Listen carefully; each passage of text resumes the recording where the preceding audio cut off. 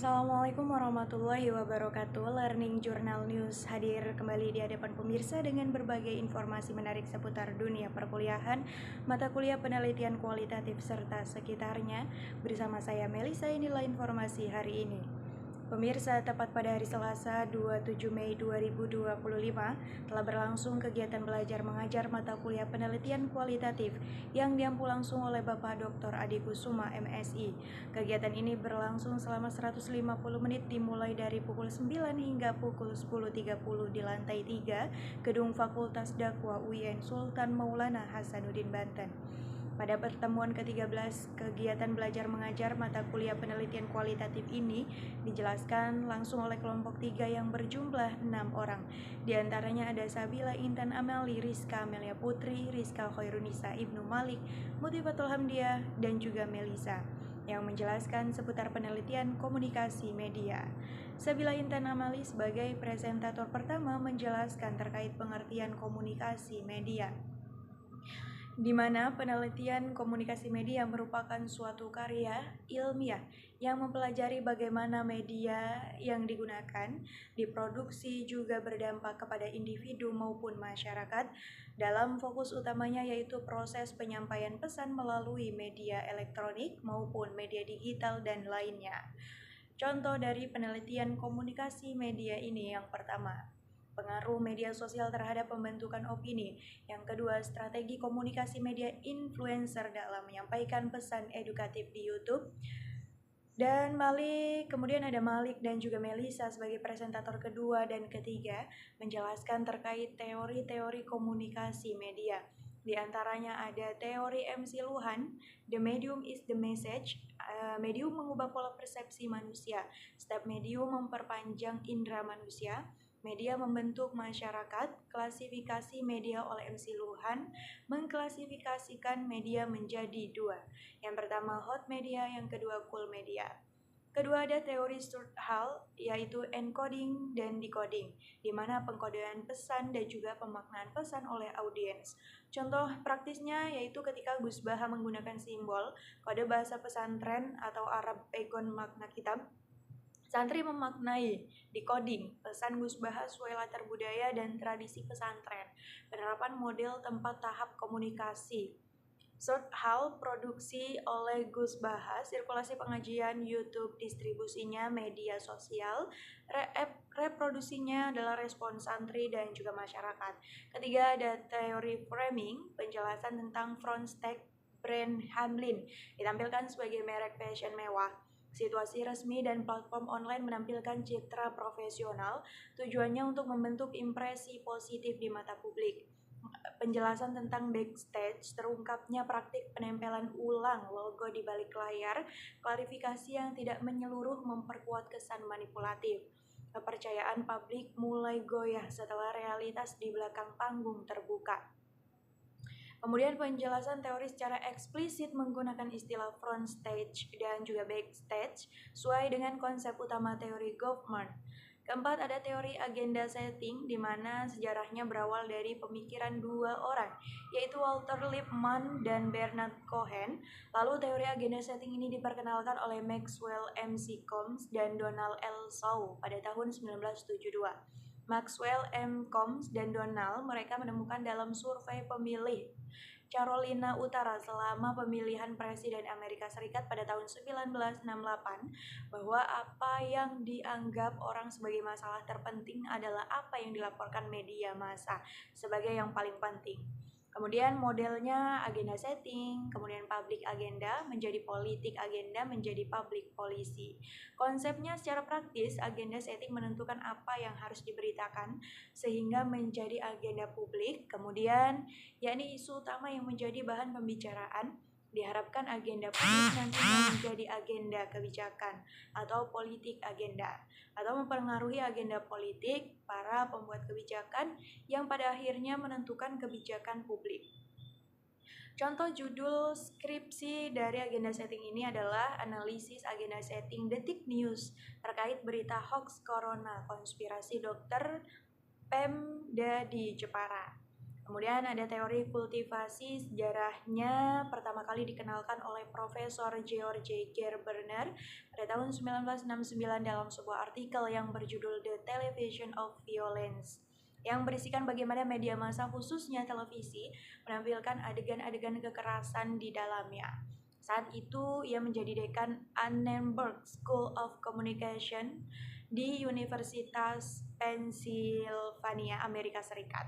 Teori kultivasi ini diawali perkembangan yang lebih memfokuskan kajiannya pada studi televisi dan audiens, khususnya memfokuskan pada tema-tema kekerasan di televisi. Akan tetapi dalam perkembangannya, teori tersebut bisa digunakan untuk kajian di luar tema kekerasan, seperti mengkaji mengenai perubahan individu dalam aspek pengetahuan, kemudian sikap dan juga perilaku setelah menonton tayangan televisi. Model dari teori kultivasi ini berawal dari latar belakang individu. Teori kultivasi kemudian melalui media televisi, menonton tayangan dunia kekerasan yang bisa mengubah perspektif masyarakat. Yang penonton bisa mengalami perubahan perilaku, pandangan kejahatan dan juga ketakutan. Konsep dari teori kultivasi ini yang pertama ada diferensial kultivasi, merupakan presentase perbedaan dalam respon antara penonton televisi yang dibagi menjadi dua, yaitu heavy viewer dan juga light viewer. Kemudian mainstreaming yang kedua, kemampuan memantapkan dan menyeragamkan berbagai pandangan di masyarakat tentang dunia di sekitar mereka. Dalam proses ini, televisi pertama kali akan mengaburkan, kemudian membaurkan dan melenturkan perbedaan realitas yang beragam menjadi pandangan mainstream tersebut. Kemudian yang ketiga ada resonance, yaitu mengimplikasikan pengaruh pesan media dalam persepsi realita, dikuatkan ketika apa yang dilihat orang di televisi adalah apa yang mereka lihat dalam kehidupan nyata. Kemudian resonansi ini terjadi ketika hal-hal di dalam televisi dalam kenyataannya kongruen dengan realitas keseharian para penonton. Dengan kata lain, realitas eksternal objektif dari penonton beresonansi dengan realitas televisi. Resonansi terjadi juga ketika dampak kultivasi ditingkatkan untuk sekelompok tertentu dalam populasinya. Kemudian ada teori uses and gratification, sejarahnya berawal dari Herbert Blumer dan Elie Houkes. Orang yang pertama memperkenalkan teori ini. Tentu, kegunaan dan kepuasan ini dikenalkan pada tahun 1974 dalam bukunya The Uses of Mass Communication, Current Perspectives on Gratification Research. Blumer dan Cat ini menekankan bahwa penggunaan media memainkan peran aktif untuk memilih dan menggunakan media tersebut. Penggunaan media adalah pihak yang aktif dalam proses komunikasi. Pengguna media berusaha untuk mencari sumber media yang paling baik di dalam usaha memenuhi kebutuhannya. Artinya, teori ini mengasumsikan bahwa pengguna mempunyai pilihan alternatif untuk memuaskan kebutuhannya. Dan konsep ini berfokus pada bagaimana individu menggunakan media untuk memenuhi kebutuhan dan kepuasan mereka. Konsepnya juga dimulai dengan lingkungan sosial, latar belakang mereka yang menentukan kebutuhan setiap individu. Lingkungan sosial tersebut mencakup ciri-ciri demografis, afiliasi kelompok, dan ciri-ciri kepribadian.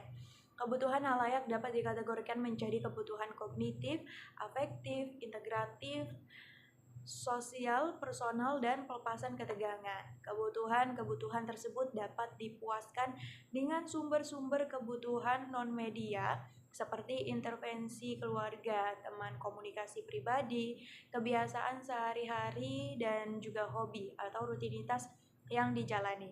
Teori ini mengasumsikan bahwa pengguna media adalah aktif dan memilih media berdasarkan kebutuhan mereka. Diagram tersebut menunjukkan bagaimana faktor-faktor seperti hiburan, informasi, dan iritasi dapat mempengaruhi sikap seseorang terhadap suatu web atau suatu media yang pada akhirnya mempengaruhi penggunaan web dan tingkat kepuasan mereka.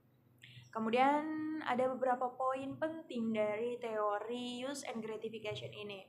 Pengguna aktif, individu secara aktif memilih media untuk memenuhi kebutuhan mereka.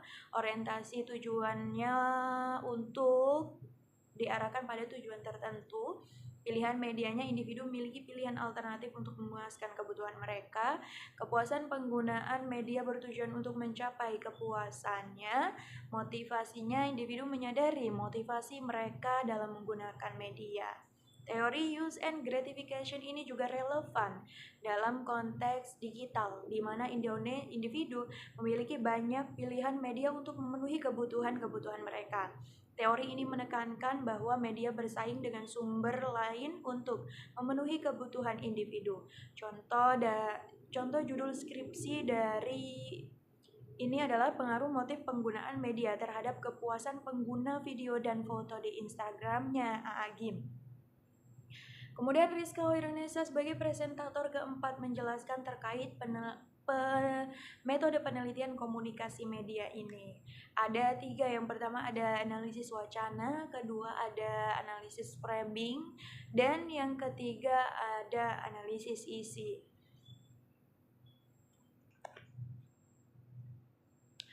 Kemudian sebagai presentator terakhir ada Dahlia dan juga Risput yang menjelaskan terkait tantangan dan juga solusi dalam melakukan penelitian komunikasi media massa. Di antaranya yang pertama ada kompleksitas fenomena komunikasi, kemudian ada penyebaran informasi yang salah atau misinformasi dan hoax, kemudian yang ketiga ada anonymity dan kurangnya akuntabilitas, keempat ada eksploitas dan penyalahgunaan data pribadi.